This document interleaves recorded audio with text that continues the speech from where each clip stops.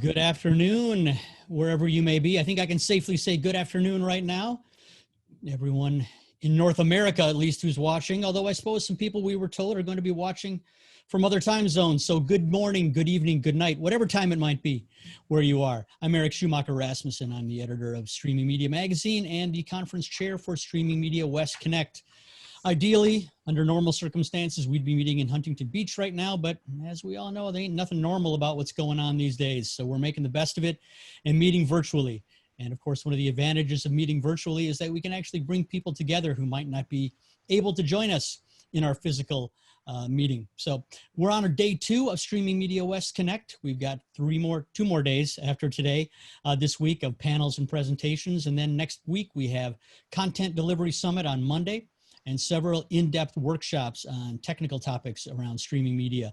So if people are interested in those, they can check those out at streamingmedia.com/west. Before we move forward, I want to thank the sponsor, the platinum sponsor of Streaming Media West Connect, Limelight Networks, and we have a brief message from our sponsor now.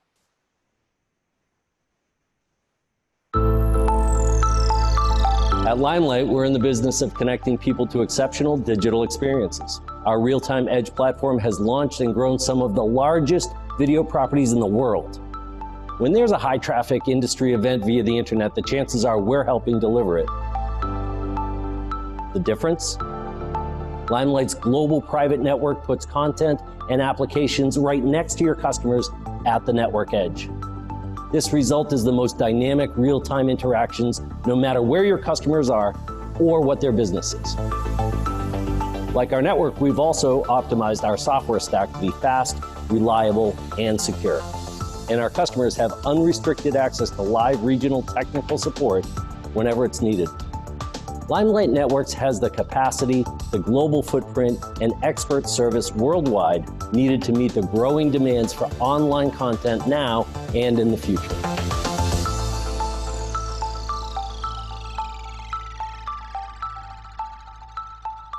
And I would also like to thank our panel sponsor. Tulix is sponsoring this panel, and Tulix's George Bokochava will be joining our lineup of speakers, who we will get introduced to in just a moment.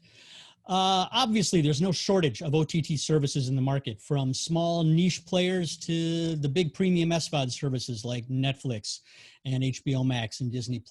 And new services are coming on the market all the time. And our speakers today are going to examine what successful services are doing right, what the unsuccessful ones are doing wrong, and hopefully give some tips for those who might be starting up services or have existing services for how to improve customer retention and acquisition, and basically give people what they want, which is what it's all about. With that, I'm going to pass things over to my friend Alan McLennan, who will be moderating today and who I know will do a better job than the moderator last night, and who will also have an easier job than the moderator last night, because our speakers are better than the speakers last night. And that's all I'm going to say about that. So Alan, take it away. Oh boy, are we going to step into that one right away? Good evening, good afternoon, good morning to everybody that's out there and wherever you might be. Thank you for joining us. And if you are part of this audience, then you definitely do have an interest in developing a product that people want.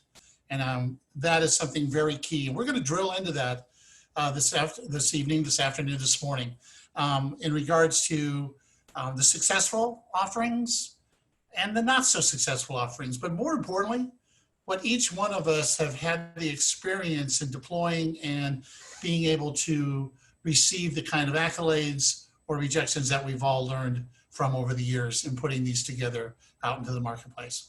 Today, I'm really pleased to be able to introduce our panelists. But as I'm getting to know it, I'm Alan McLennan. I'm the Chief Executive of the PATA Media Group. I'm out here in the fire-ravaged areas of San Francisco, Northern California. Our panelists are from all over the country, Los Angeles and DC. And in this, we're going to be able to kind of drill into the fact of how we're going to be approaching this new marketplace on many different levels. With me, first off, is George Bokochava, who is the CEO of Tulix. I'm just going to ask each of you to just give a brief introduction, and then we'll move to our next panelist. George?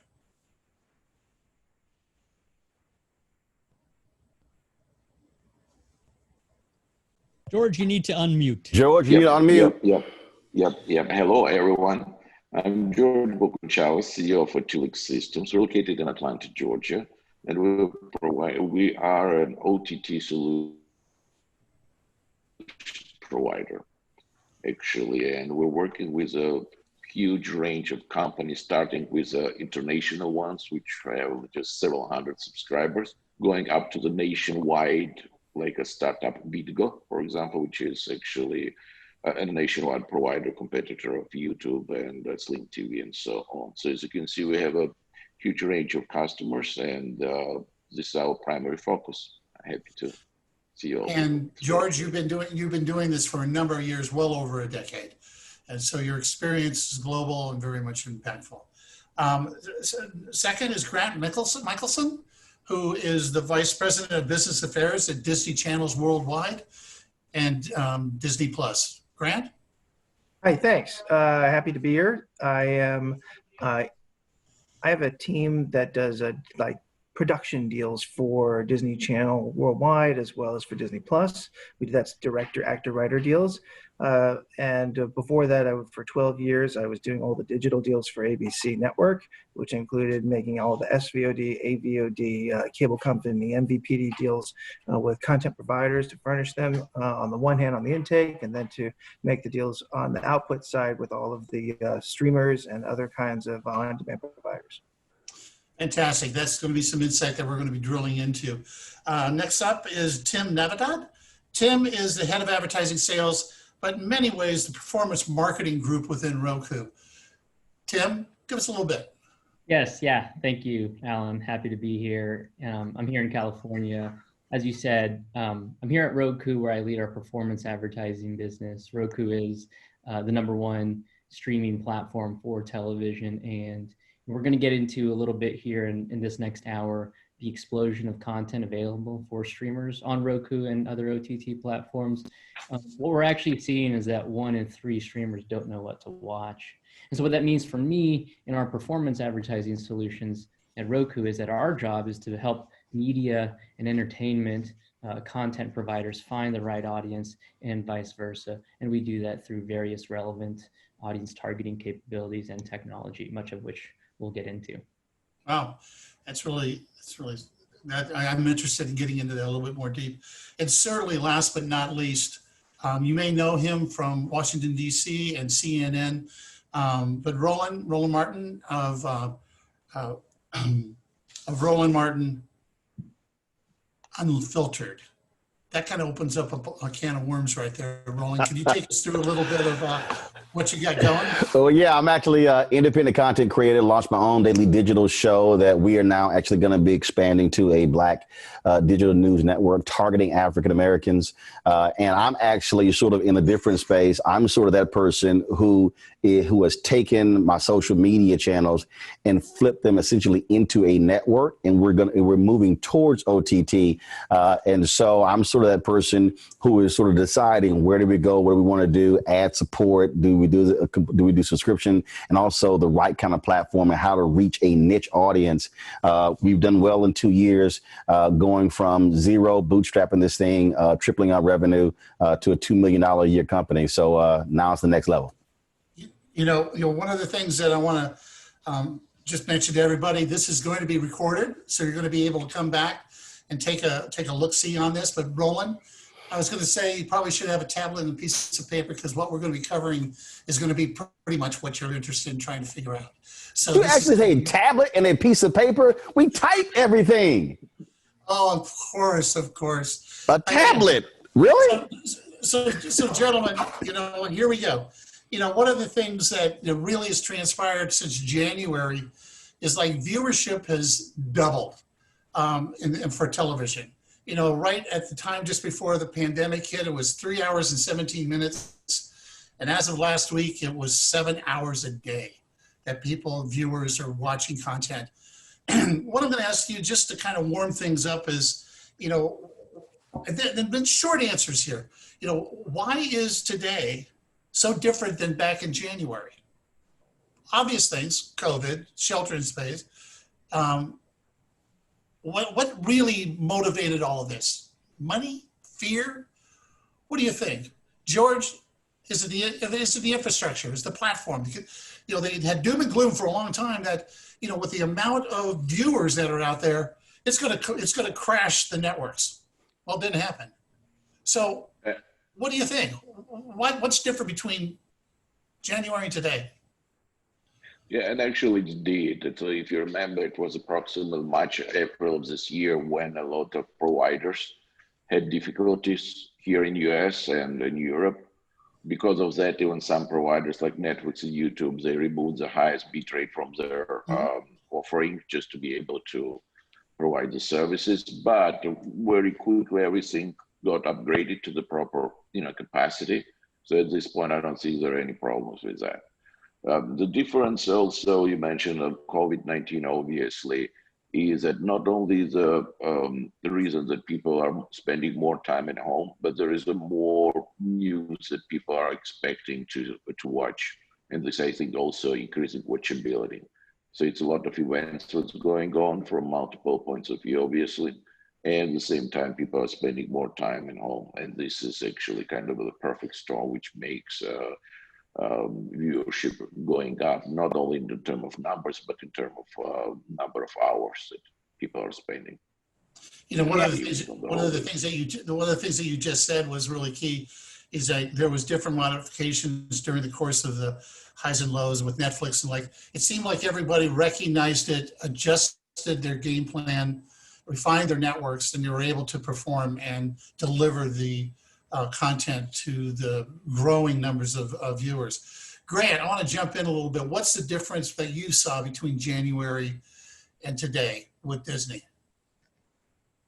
I agree with George that people at home have found more time to consume content while they are or are not engaged in their work behavior, and they may have had disruptions in their occupations, which have given them additional time for, consumption of media if on a recreational basis. However, I'm also wondering, and I don't know the answer to this, whether or not measurement at home, which is probably more secure and more accurate, is now better reflecting the viewership, whereas people who were in the workplace still many times were running media or consuming it while at their office cubicles and so on and so forth.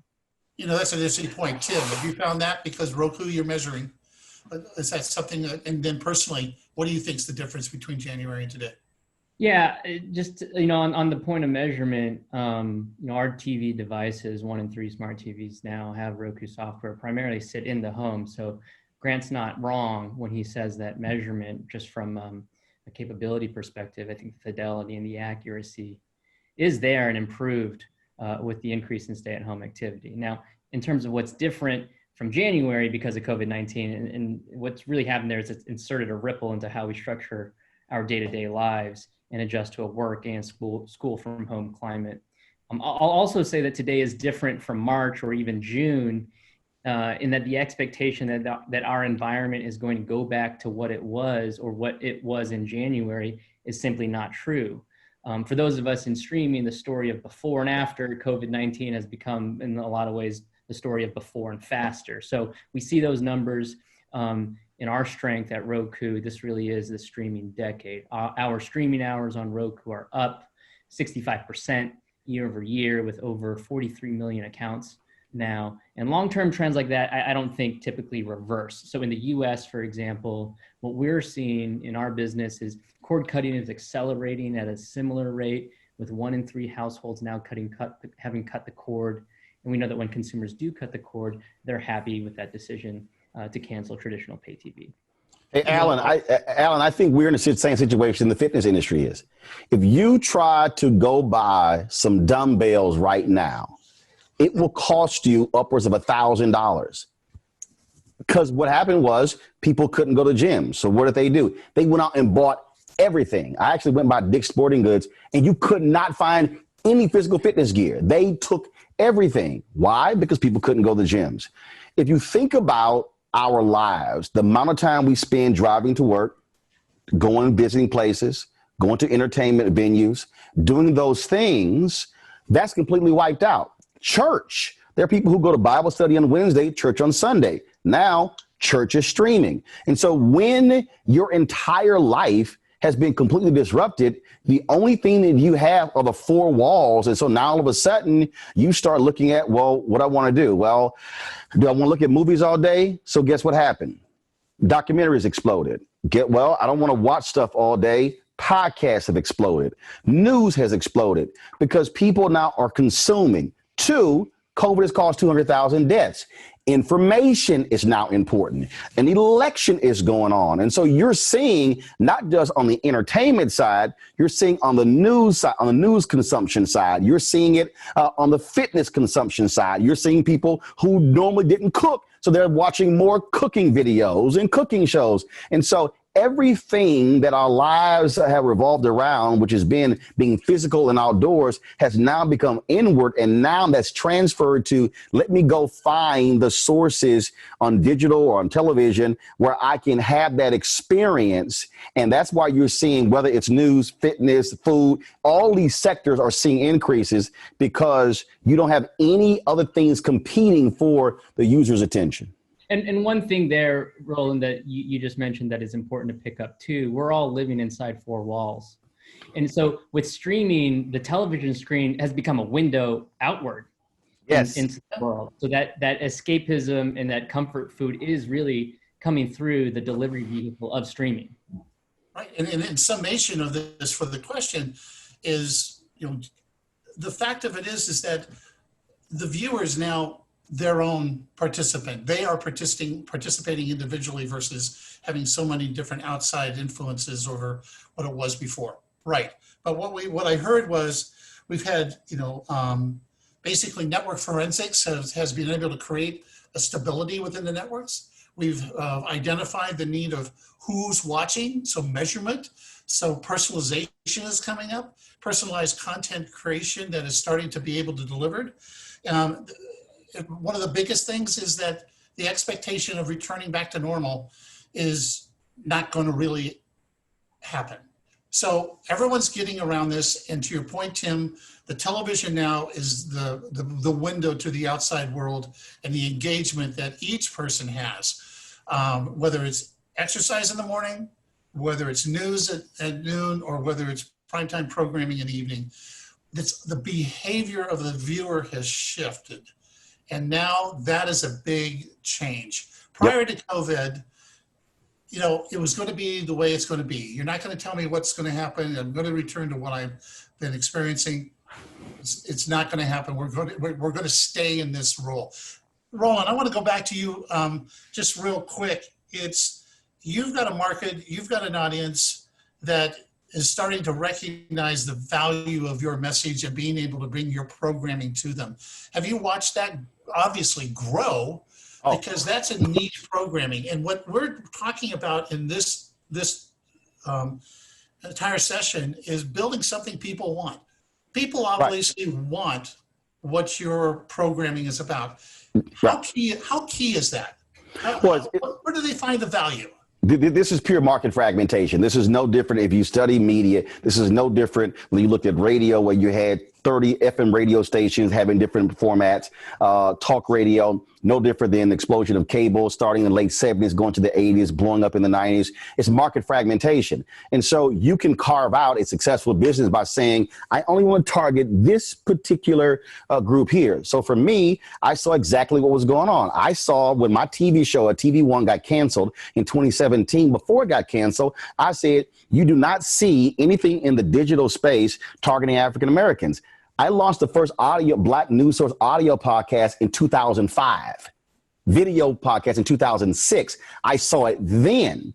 And so mainstream media really wasn't paying attention to African-American concerns. Yeah, you might see some stuff on MSNBC and CNN or Fox News, but I'm talking about the stuff that people are ignoring every single day. And so I took my social media audience. Then what I did was I turned my I turned my Facebook page, my Twitter/Periscope page, into essentially a television network. So we're live 6 to 8 p.m. Eastern, but then we restream the show 8 times in the 24-hour period because people say, well, why are you doing that? Because you have to remember now to come back and watch it. And so I have trained over 2 years my audience now to see digital video. So you could say, I got 1.2 million followers on Facebook. BET might have 10 million people on their Facebook channel. But why am I getting more engagement over a live stream? Because I've trained them. And so what COVID has also done, Tim, it has exposed companies that were pretty much ignoring their social media digital space. Now everybody's digital and they're now trying to have to keep up, because if you're not linear or terrestrial radio, you're only reaching your consumer on the digital platform. And now they're trying to figure out, okay, I got big numbers of followers, but I don't have engagement. And that's what COVID has also exposed. And so we've been able to capitalize on the engagement, which has caused our viewership to go up and our revenue to triple. And the point there, though, that I think you're raising, Roland, is that the engagement from a consumer's perspective, they're not thinking about what devices, what environments they're engaging with your content on. You've become essentially a content owner and a programmer all in one. So from an advertising perspective, the growth in streaming has become a CMO level priority. So I'll put it like this. Every new company and advertiser out there is building out their marketing practice, as you say, with a focus on how to reach their consumer, regardless of what device or what type of, cable subscription they choose to sign on to. So why start your marketing planning with linear TV? Audiences are reducing home entertainment expenses to save money. We're seeing that happen more now during our kind of period of economic turbulence. And our job, at Roku, what we're doing is to build a platform that provides a uniform view of the CTV ecosystem while also giving the benefits of flexibility and measurability that marketing on linear TV doesn't provide. As a result, we're seeing an acceleration of ad dollars to streaming, a trend that replicates the acceleration of viewing hours to streaming as well. One of the things I want to kind of get back to all of these points, and that is definition. I want to come to Grant in just a second here, but the fact of it is that, Roland, what you said was a little confusing in a couple of different ways. Is because is it an OTT service? Is it a streaming service? Is it a social engagement service? The definition of television now is audience engagement. Grant, give me a little insight on what your thoughts around that are. Me? Yes, Grant. What I'm hearing is that, and by the way, I'm of course speaking of my personal opinion, not on behalf of the Walt Disney Company, but what I'm hearing is that it's key to understand your audience and whom you're targeting.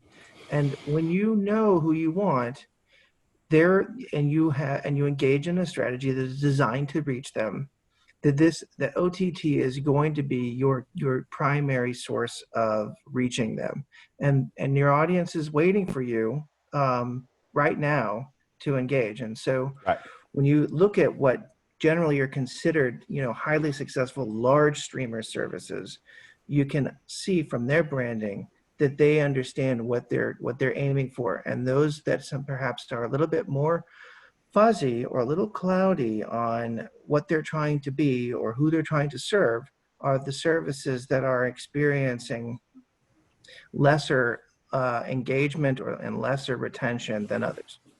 Alan, you can't get caught up in definition. See, throw definition out. Here's the piece. You got to throw it completely out. It's all the same. It's also where you are. I didn't have VC money. I didn't have investors. I funded this thing on my own. I started with one sponsor. So I had to go, and I had people, trust me, I met with 12 different companies who were trying to get me to do OTT. And I sat there and I said, okay, guys, if I do OTT, I now got to spend money on the broadband cost, which now is going to increase my expenses. 2, I now got to spend lots of money on marketing to get people who are following me to come over here to watch me. No, I'm going to start this thing by going to where my customers are. I'm going to get them to see my product, to experience my product. I'm going to then build my following, keep my expenses low, and then when I reach a certain critical mass, I can then, that's the second phase now, then begin to say, I'm going to create some of my stuff on OTT, and I'm going to start migrating you over slowly, but I have to do that to match my dollars. And so that's also part of the strategy. If you want to just jump out, oh, I got an OTT channel. Look, I would love to be right now to be on Roku and Apple TV and Fire Stick. I can't afford it, but I got to be methodical in getting that in the building pieces. And so that's what I mean by looking at it differently, flipping my social media into, wait a minute, I can stream and they're incurring the broadband costs and I'm just picking up the viewership. I can go over to the advertiser and say, I generated 500,000 views. They're paying me 300 grand now for a year partnership. Guess what? My expenses are around, they're less than 1 million. So again, the strategy is your money also defines where you go to what platform. You know, very key points. Absolutely. And that is very smart in building out an overall streaming service and utilizing and leveraging, you know, YouTube to be able to do that. As you've built this up and been able, now you're looking at, very insightful, Roland, of being able to move this over to an OTT platform. George, are you starting to see this take place with your technology platform? You know, as far as, are you starting to watch those kinds of mature offerings that are happening within YouTube or other services starting to come and talk with you about how do we start capitalizing on an OTT overall offering? And by the way, can you help us keep our costs down? Really kind of addressing the key points that Roland identified. Is this an area that you're finding? Yes, absolutely. This is actually shows, this is perfect. Roland's channel and content looks like very interesting, obviously, but it also shows that Roland is handling a lot of stuff very well on one hand. On the other hand, it shows how many difficulties content owners have, looks like, because there's so much variety. There is a YouTube channel, there is OTT. People, by the way, OTT, it's a different companies or people understand OTT different way. Are we talking about subscription-based OTT? Are we talking about mobile-based OTT? Are we talking about connected TV OTT? Are we talking about ad-supported OTT? Are we talking about combination? Are we talking about live insertion of ads? Are we talking about sponsored? Are we talking, you know, this is so much stuff. It's almost impossible for a lot of people to understand. So why there is no clear guidance, I would think, for anyone, actually. We have a big networks on one hand who are trying to do it a classical way, just moving off a cable or in parallel with the cable to subscription model, obviously keeping ad money and all this stuff on one hand. On the other hand, we have a new media which is gaining more and more popularity, which I'm obviously full support. We're starting the easy way. The easy way, it's a platform like Facebook and YouTube, which is easy to start with, relatively nothing is easy, obviously, but relatively it's easy to start with. And then they're trying to go into OTT, and the minute they'll go OTT, suddenly it's a huge world of different options, and no one knows which one to choose because all this stuff, while YouTube is kind of free, here we're talking about all comes with a cost. So does the advertisement covers the streaming and a platform cost? What about subscription? Subscription, you know, again, as you can see, it's a very complicated the whole schema. So I don't want to promote Tulix, but one of the features that Tulix has is we always think about cost.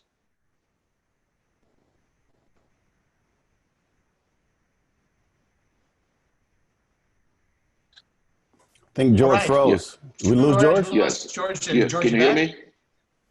Yeah, can you hear me? There he is. He's back. So, yes. Thank you. Sorry. So, so this is where actually where Tulix is one of the focuses is to make sure that we are working on a cost structure. The perfect example is advertisement based years ago. But, you know, at that point of time, the cost structure in OTT world, in our opinion, were not allowing to support ad-based systems. It just costed more than ad revenue was able to generate. You know, now it's been already like at least several years. Yes. No, I'm sorry. It's just so a now pause. with already been several years that finally got to the point, and you can perfectly see that with actually YouTube, one of the leaders in this market, where they're putting so much advertisement, and that finally with advertisement only you can actually pay off for all the rest of technology expenses, let's put this way, obviously content expenses too, wherever they are. So but it's still very complicated. We are a relatively small company, but we're dealing with all these different aspects of the challenges. Imagine that we have content providers who are coming to us and asking, okay, can you do an ad support system? So they just don't realize how much stuff is involved, not only from technology point of view, but from the point of the agreement with ad providers, with ad markets, what different types of advertisements exist even. And we are guiding actually them, and this is what we are. No, I did not. I was not told to. I was not interested. Ways. Eric, you have something that you're popping in on here? Sorry about that. Nope, I don't. Okay. Yeah, no, so, to your point, George, one of the things that is really coming in focus is, really understanding who you're directing your message to your audience. And in the course of that, building an audience prior to moving forward onto an OTT platform. You've recognized that there's a need for an affordable, flexible, multi-dimensional kind of platform to help that evolution from a streaming service. But our discussion here today is how to build an OTT channel that viewers want. And Roland really hit a good point, and that is building out an audience that is showing traction, that's generating, that's supporting, building an overall user base that allows for recognition of whether it's a subscription or whether it's a hybrid subscription and ad-based.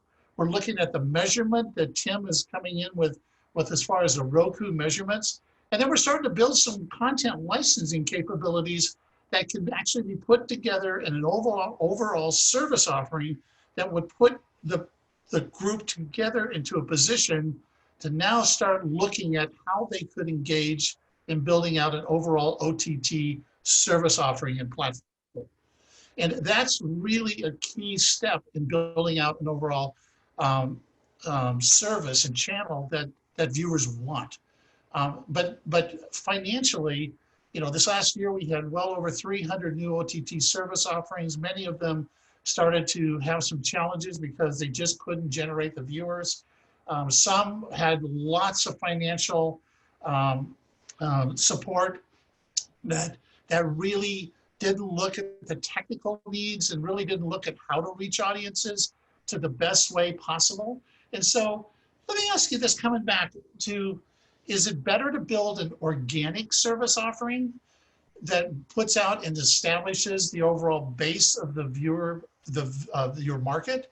Or is it something to actually go forward and get the funding and be able to build an overall service prior to having advertiser support, subscription support? Which is the better goal in building a service that viewers want? Organic.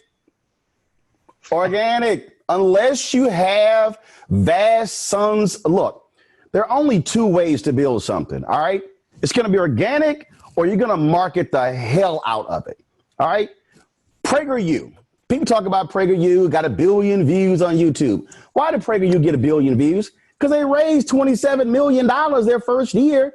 It's kicked off by a couple of rich conservative billionaires from Texas that seeded them $7 million. What did they do? They ran a ton of ads on YouTube and it driving that number. I was watching somebody's video the other day and I said, they got 1 million views for this particular 30-minute video.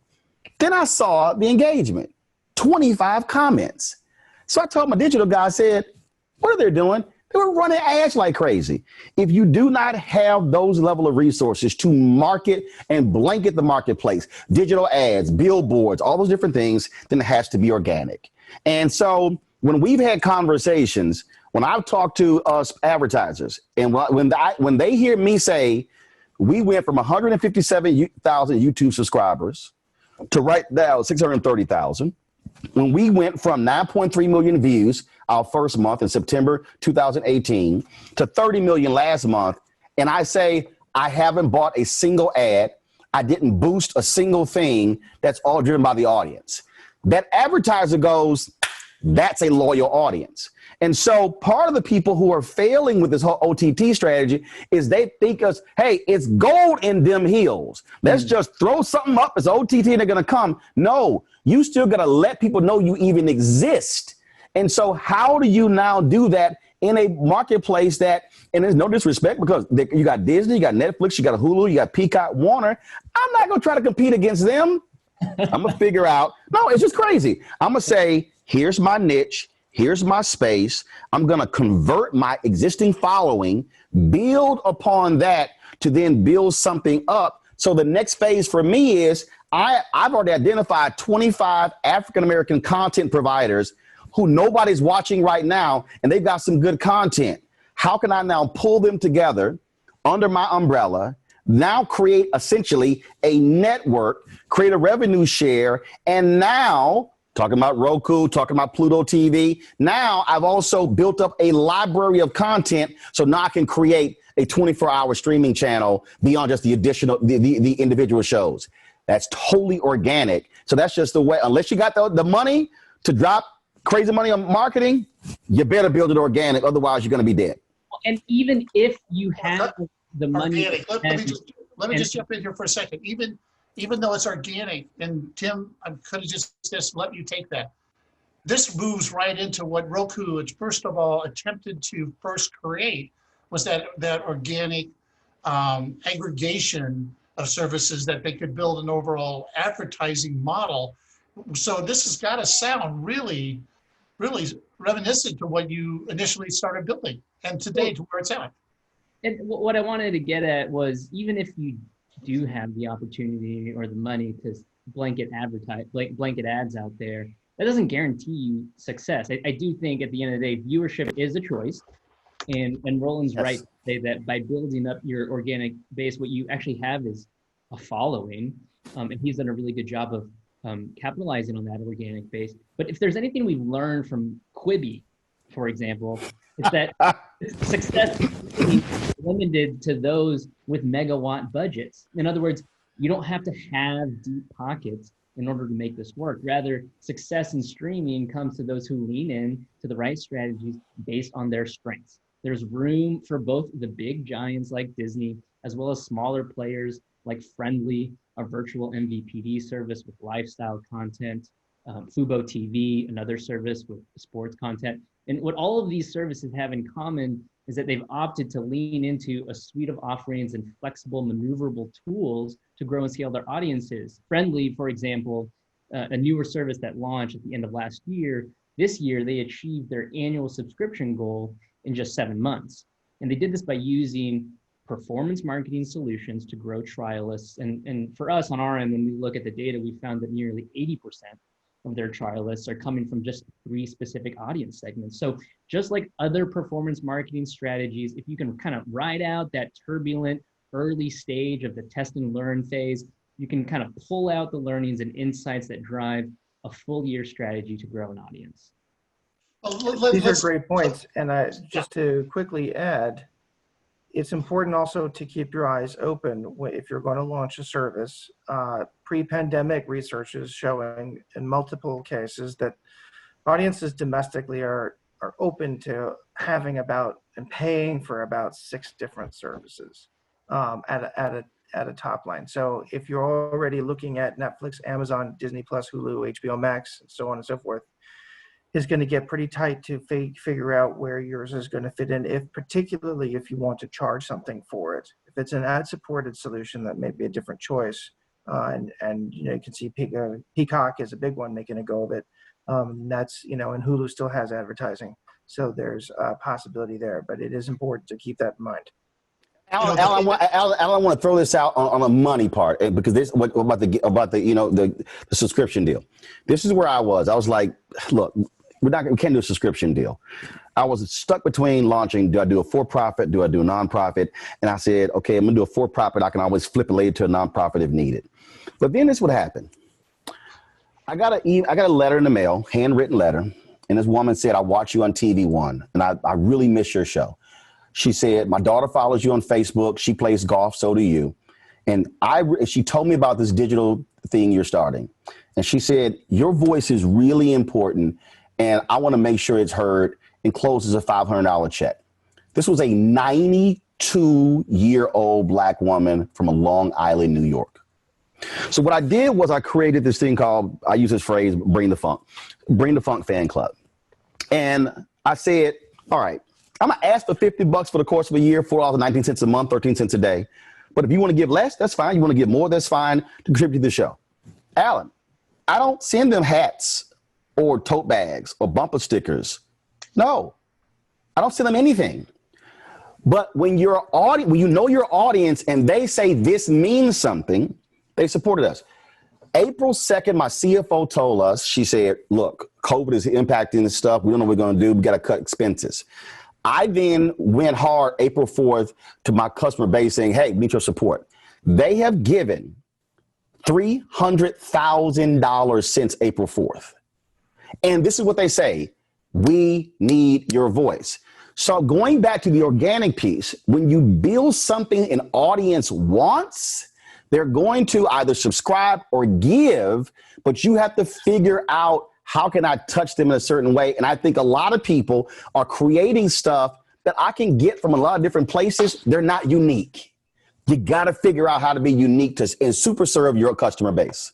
You know, let's talk about that real quick, because the point that you're just making right now is there's nothing better than a passionate audience. Somebody that's engaged, somebody that wants to participate. That's been proven out for years. Live sports, soccer fans, you know, whatever it might be. And one of the interesting things that's also taken place during COVID has been the shift from on-demand programming, which is high quality, tremendous programming, to more live news, sports, engagement. And that is really gaining a lot of traction. So the question comes up, the question really comes up for the new OTT service provider or the streaming service provider, because as I said before, the definition here is pretty much, you know, very similar, except for the platform that takes it out into the marketplace. Are they at a point right now where, and this is, I'll come back to Grant, from your experience, is it important to cycle content through? Live content like Roland's, or live sports or news, has a daily engagement with viewers. But when it comes to an OTT service that has more of an on-demand aspect, is it really key from a cycle standpoint to bring new? I mean, it's obvious to have new exclusive content, yes, but to cycle content through, cycle new types of programming through to keep the service fresh. Roland keeps his service fresh very, very clearly. You know, but in this particular instance, is that something that you look at when it comes to, or part of the strategist within Disney looking at? Clearly, Disney is looking at it. It's not me personally. And the idea is, it's fascinating, and I think the answer is probably that it depends on what the content is. There are certain things that are coming through that may actually lend themselves better to being seasonal or something like that, and they can come and go. There are other things where they may be simply more dependent on how you are focusing your marketing given your audience segments, and maybe you're drawing their attention to some parts of an unused library that they may not have previously considered, which is really the original Netflix model. Netflix gained its original success with physical DVDs that were unused, and they used a fantastic algorithm to take people's interests and to drive them to places where they wouldn't all want the latest new releases. That's of course not the kind of same issue anymore, but it really is when it comes to retention. You need to gently guide people in a way that's that they can receive, so that they can find their way through your deep library to things that are interesting to them. And maybe that does require something like the old vault that Disney used to have, or not. I'm not entirely sure what the evolving content strategy is at Disney Plus right now, but I think you can see that if you follow them or Hulu or other services, they're constantly tinkering with the way in which they highlight one part or another of the library content. I'm gonna really blow Alan's mind right now. Alan, throw out the definition of live. Throw it out. Throw it out. You said live. Yeah, You gotta change live. Live is not, it's happening right now. Live is when I'm watching it with others. Sure, of course. So I've learned, dude, I might have 4,000 people watching on YouTube at 6 o'clock. I'll look at when we restream at 1 a.m. It was 10,000 one night. I'm like, what the hell? What we figured out was, don't make the consumer have to find you.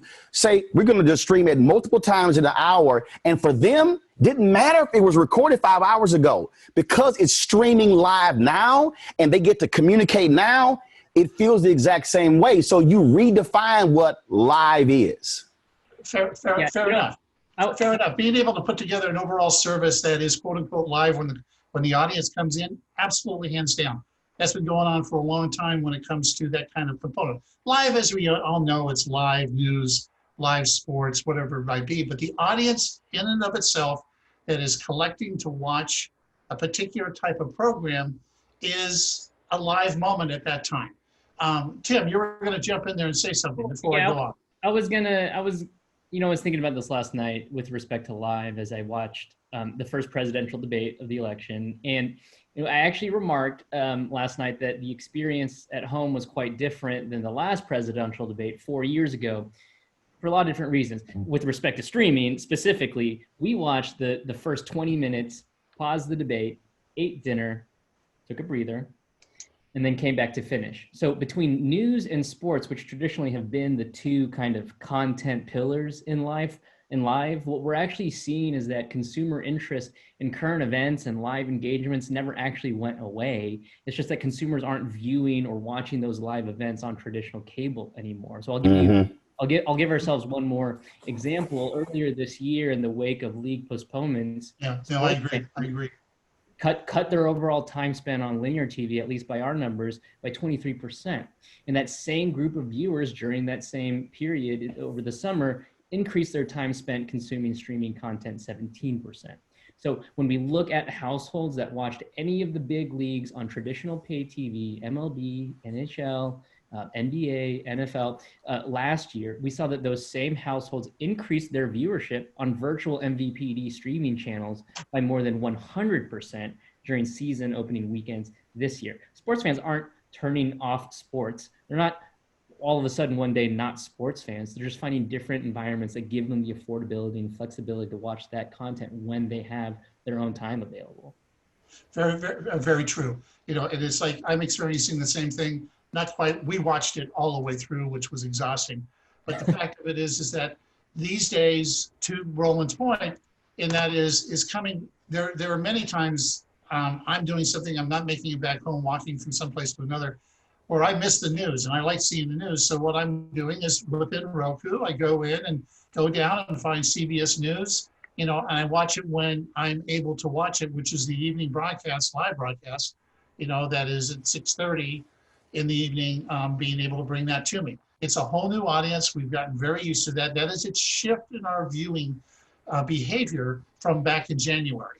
Now not saying anything this is new or different, but my interests are very honed in, my wife's interests, my son's interest at college. This is shifting. And that did not take place. There was a lot of societal pressures on many different types of programmers to keep things the way they were. Today, we're no longer experiencing this. I want to get back to George in the last few minutes we've got, because we've only got about 5 minutes before I turn it over some questions. George, your flexibility of your platform is really key in this area. Everything that we're talking about, measurement, group streaming, on demand, the back-end systems, but give me just in a thumbnail, why is this so important to your customers at this time? Actually, all the features that you mentioned, I'm looking now from technology point of view, we had implemented in our platform many years ago, like pausing and all this stuff. So what we're talking about here, let me mention it first of all, playout servers. The only service that is different from our main OTT platform is so-called playout service. The playout service allows for content owners to create a linear channel out of VOD content. And obviously you can do live insertion. So whenever it's truly live event, you can always switch to live and then continue to provide a linear service, like a pseudo live service on all the platforms. We have that systems which are pretty popular. Some of our partners have 50, 60 channels, which are generated by these pseudo live actually services. Now, on the other hand, all the features and all these functionalities that you mentioned, it's a combination of so-called NDVR or catch-up DVR, which you can pause, come back 20 minutes later, or it could be an hour later, it could be 3 hours later. So it all depends on whatever settings you like. Then once it passes some point, it goes into so-called DVR section. So whatever you want to, let's say, watch something that what aired yesterday, you just scroll back or you jump back to 12 hours ago, whatever was happening, and you watch that. And obviously you can have your own TVR or personal DVR, where you can just keep chunks of some video content for as long as your service provider will allow you. All this stuff is already in place. All this stuff is being in place. It just people are having more and more exposure, and they now realize that all these actual services do exist. For example, it was kind of interesting for me, like several years ago, you just go to TV or regular TV, let's say, and you have a choice, let's say, of 60 channels. I understand sometimes 150, 300, but let's say 60 channels. Now, once you have a DVR, and you have a choice of 60 different, content, right, types. Now, once you add a DVR, let's say 72-hour DVR, and on average you have 1 hour to 2 hour chunks, imagine 60 multiplied by 36. Suddenly you're getting access to much bigger variety of content, so which you can select at that point of time. So just like I said, adding the DVR option increases the value of the whole offering a lot. Now, let me just jump back for just a couple of seconds to address, in my opinion, a question regarding, do you need investment or do you want organic growth? I think it needs clarification. And clarification of this question would be, in some cases, you cannot have organic growth, in my opinion.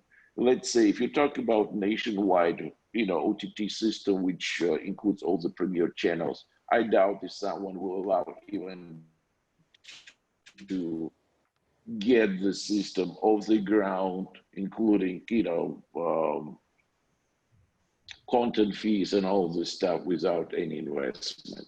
Obviously, when you're talking about smaller network, one, channel, 4 or 5, channels network versus big, marketing money behind. But I think it's important to separate those two, multi-channel or multi-network installations versus single network installations.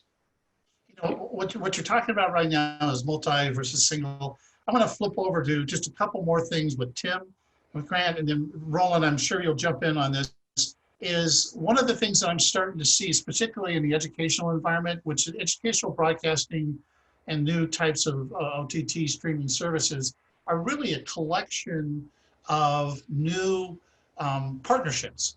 Are you within something that really never even comes out when it comes to Roku, and whether you can speak to it or not,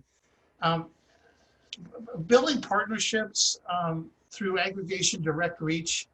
Have you been seeing any of that come into play, like 2, 3, 4 different types of services coming together or looking to come together to build an overall content aggregation service or channel? Well, let's start with Netflix. Subscription services have been around for as long as Netflix, right? But yes, we are seeing an increasing amount of various types of model types, AVOD, advertising. Well, just a point of clarification, subscription services or premium programming has been around since like the late 70s with HBO and Showtime and things like that. And so subscription isn't anything new here, but when it comes to a collection of not so much content offerings, which are being licensed individually, I'm looking at like different types of services. If you go to Roku, you see a lot of channels available. I'm curious of whether or not for them to meet their numbers, has there been any inklings or discussions going on to get together, pull things together to be able to develop an overall content aggregation channel between a few or many. Well, Roku is a platform for all streaming channels. Given. Yeah, and we have over 14,000 channels on the Roku platform. So, you know, from the consumer end, the challenge is going to be discoverability. I think that's what you're getting at. Selection and availability in the world of streaming is vast, and frankly, I don't think that's going to change anytime soon. So allowing viewers to find fresh content and ultimately shake up their content consumption diet is the point, and the value that streamers get from streaming services and platforms like Roku is the ability to latch on to a specific type of content and to have that flexibility. Otherwise, we're just replicating cable TV all over again. So, you know, a lot of folks will ask me what kind of content or what channels do we have going on in my house? And my real answer is it depends on which room in the house we're talking about. You know, I've got a lot of sports going on in the garage gym, and then we have a lot of lifestyle cooking content going on in the bedroom upstairs. So it just depends. And what we want to make sure we're giving is a vast content selection. I think that's what allows streamers to enjoy the benefit of streaming.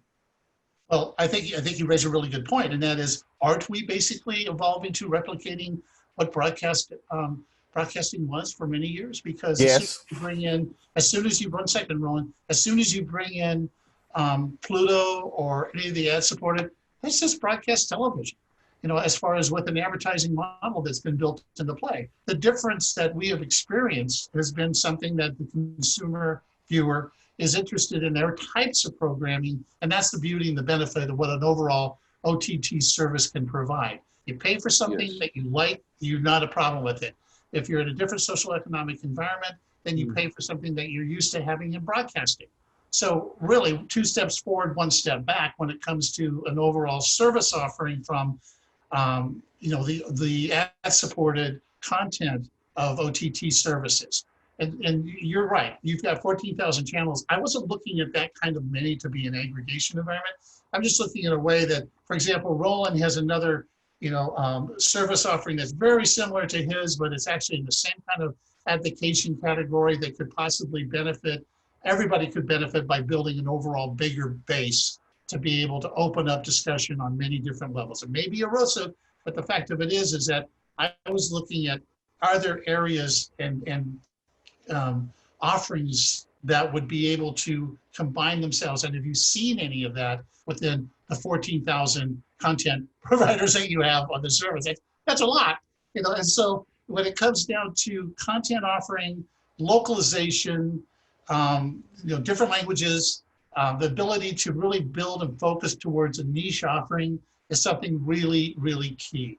In the last minute that we have right now, I'd open this up at the very end to really ask each of you to close this. After this discussion, which I have a number of them, but I'm just going to throw them out there. I'm going to ask each of you to kind of just really simply just say 1 or 2 words about, you know, what do viewers want? You know, I've heard programming, fair pricing, targeted advertising, network stability. Roland, you know, 25 seconds. What do viewers want? Viewers want whatever the hell they want. You have to figure out, again, what is someone else not providing that you can provide, and you fill a space. And so that's how you have to look at it. It's so wide, but what you can't do is try to jump into the marketplace and not study the marketplace to say, what's the void? Where's the need? I can fill it. Let me do a test run. Ooh, they liked it. Now let's build it from there. All right, fair enough. George, one word, 2 words. Content. Well, we should say content, and again, content. And that content actually doesn't mean only premium content. It could be content from user-generated content. It could be anything, just content that people want. And obviously on technology side, it should be deliverability, or for people to be able to watch it anytime they need, on obviously what that means on any platforms they want. And if they need connected devices, obviously it's a Roku, one of the major players. Obviously there are a lot of other ones. And on mobile, in my opinion, it's an iPad type of devices, tablets, and then goes mobile. So again, it's a combination of a content and user experience, which include interface and devices and reachability anywhere they can. What All right, Grant. More Short- Disney. What's that? More Disney. More Disney. Smart man. Tim, what about you? Value. Consumers are looking for value. That's what brings Value. I mean, Roku users who cut the cord save approximately $75 a month on home entertainment. But Roku aside, the number one reason why consumers make decision in general, like cutting the cord, is cost savings. And cost savings are particularly important right now as we're kind of going through the balancing act of 2020. And the whole point of streaming is to afford not just value, but also flexibility. Okay. Gentlemen, thank you very much for this conversation. I've learned a lot from it. I hope our audience has too. I think we've been looking at, whether it's the commercial viability to deploy an OTT service over an operator viable, or is it something that you really want to be able to develop a niche programming within streaming that can be able to get legs organically to be able to bring and afford to move into an over OTT service offering. Gentlemen, my hat's off to you. I appreciate your time. Roland, Grant, Tim, George, thank you. Thank you. Thanks, Alan. Great job. Alan, And thank very you, much. Alan. And thanks to everyone for attending. We'll be back tomorrow with day 3 of Streaming Media West Connect. Once again, thanks again to our platinum sponsor, Limelight Networks. And we'll see you again tomorrow.